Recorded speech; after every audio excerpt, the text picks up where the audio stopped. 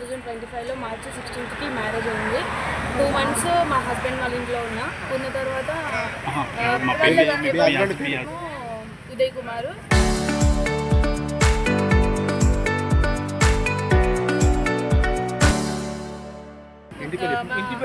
మా రోజు ఉదయ్ కుమార్.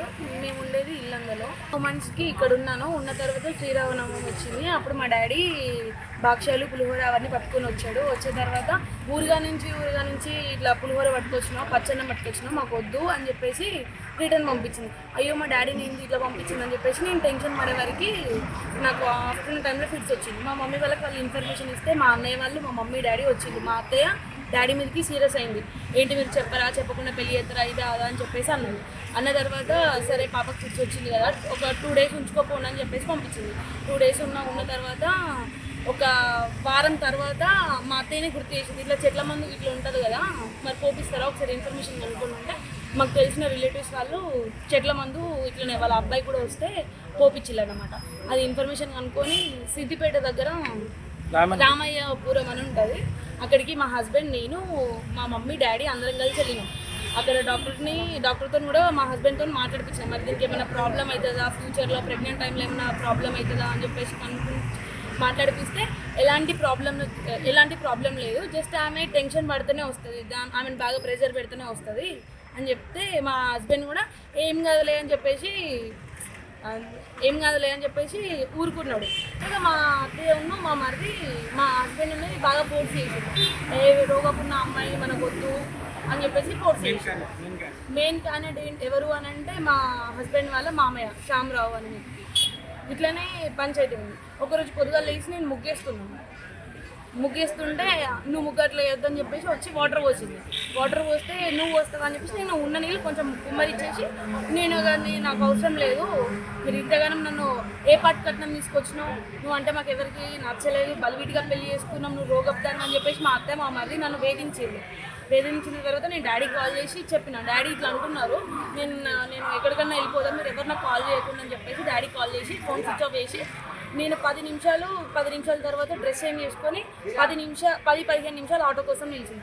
నా కోసం ఎవరు రాలేదు, మా మరిది రాలే, మా అత్తమ్మ రాలే, మా మరిది రాలే, ఎవరు రాలే. మరి ఎందుకు పోతున్నావు, మీ పేరెంట్స్ని పిలిపిస్తా అని చెప్పేసి ఎవరు రాలేదు. వెళ్ళిపోయినా రైల్వే స్టేషన్కి వెళ్ళిపోయినా, డాడీకి చెప్పేసి వెళ్ళిపోయినా. డాడీ నేను ఎక్కడికైనా పోతా అని చెప్పేసి వెళ్ళినా కదా, నేను వరంగల్లో శివనగర్ రైల్వే స్టేషన్ బ్యాక్ సైడ్కి వెళ్ళినా. మమ్మీ వాళ్ళు ఇక్కడ దెబ్బలు కొట్టేసి నువ్వు ఇక్కడ ఏం చేస్తున్నావు, ఇంత పిచ్చి పని చేస్తావా అని చెప్పేసి నన్ను కొట్టి తీసుకొచ్చినాక ఇక్కడ వాడాల పెద్ద మనుషులందరూ బిల్డింగ్ మీద కూర్చొని, ఆమె సిటీ అమ్మాయి కదా, కొంచెం మన విలేజ్కి వచ్చినాక అలవాటు అవుతుంది, ఆమె అలవాటు కావాలంటే కొంచెం టైం పడుతుంది అని చెప్పేసి వాళ్ళు చెప్పిళ్ళు సమాధానించి పంపించిళ్ళు. మీరు ఇండివిజువల్గా ఉండాలి అని చెప్పింది. సరే అని చెప్పేసి ఎక్కడోళ్ళు అక్కడ పోయిళ్ళు, మంచిగా ఉండండి అని చెప్పేసి అన్నారు. ఎక్కడోళ్ళు అక్కడ పోయిన తర్వాత మా హస్బెండ్కి మా అత్తమ్మ మీరు ఇండివిజువల్గా ఉండని చెప్పేసి అడ్వాన్స్ రెంట్ డబ్బులు ఇచ్చేసింది. ఇలా వద్దులే అదే మార్నింగ్ వెళ్దాం, ఇప్పుడే 6 అవుతుంది కదా అంటే పొద్దున్నే డాడీకి కాల్ చేసినట్టు మా హస్బెండ్ డాడీకి కాల్ చేసి, మామయ్య ఇట్లా మేము వేరుంటాము మేము వరంగల్కి వస్తామంటే, వద్దు నాన్న తమ్ముని పెళ్ళయ్యేంత వరకు మీరు ఇండివిజువల్ ఉండొద్దు, కలిసి మెలిసి ఉండాలని చెప్పేసి డాడీ చెప్పిండు. లేదు మామయ్య మేము ఉంటాం అన్నాడు. వాళ్ళ మమ్మీ అడ్వాన్స్ ఇచ్చింది అని నాకు చెప్పిండు, మరి ఇచ్చిందో వీళ్ళో నాకు తెలియదు. నన్ను ఇంటికాడ దింపేసి వెళ్ళిపోయిండు.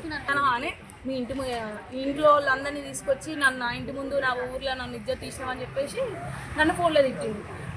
పెద్ద మనుషులకు చెప్తే ఆయన కొంచెం కూల్గా అయ్యే వరకు ఒక 2 రోజులు ఉంచుకోండి అని చెప్పేసి అన్నారు. అంటే 2 రోజులు కాస్త 11 రోజుల దాకా పోయింది.